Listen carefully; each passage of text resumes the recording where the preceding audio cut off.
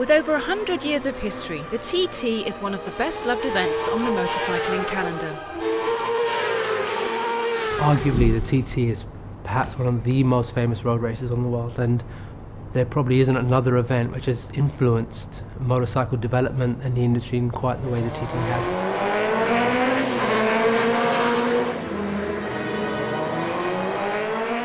And for next year's event, motorcycle development will be pushed even further, beyond petroleum.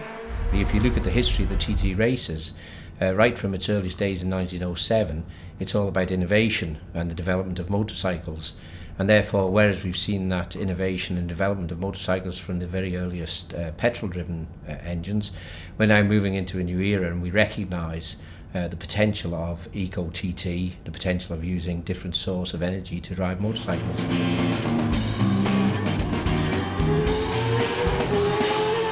Exactly what source of energy will drive the bikes will be up to the teams taking part, but the principles are simple. The two basic parameters of the race which really take us to the next generation is one, non-carbon based propulsion. That means obviously no fossil fuels, but crucially no biofuel either. We're looking beyond that. The second big thing is non-toxic emissions.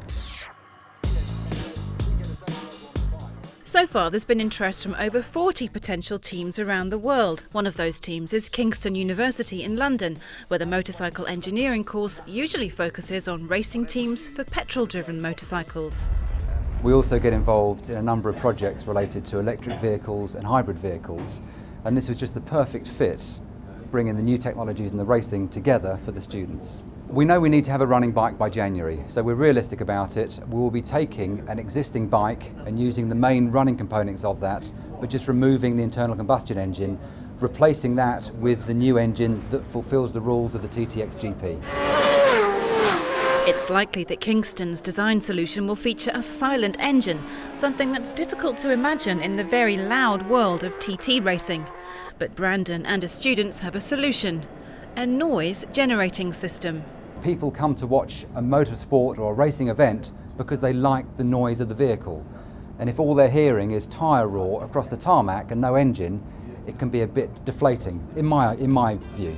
With only months until the race date, it's not just potential teams that are busy. For the organisers, there's still much to be done. There's a huge brand value to be protected and exploited with sponsorship deals, merchandising, and also broadcasting, and then other exploitation through perhaps new media. There are a lot of practical arrangements that have to be put in place, rules for the race, deals with the teams who are going to run bikes, and also marshals, security, staging and so on. And despite the economic downturn, the organisers are optimistic that plenty of other sponsors will be keen to have their names tied to the event. I think despite the current problems in the credit markets, we're fairly confident that we will get the brands that we need to come on board, and we've got a tremendous proposition to offer to them. Genuinely green motorsport doesn't exist in any part of the world, and whatever initiatives are going on in the motorsport world as it stands now, those are incremental steps. There are still some who question the green credentials of this ambitious enterprise. The TTXGP motorcycles may be emissions-free, but the carbon footprint could be a large one for building, transporting and charging the vehicles themselves.